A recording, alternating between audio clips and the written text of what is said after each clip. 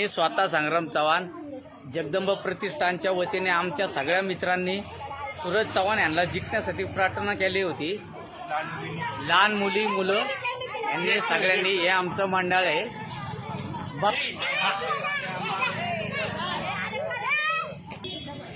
सूरज चव्हाण लगाओ फुल काढला।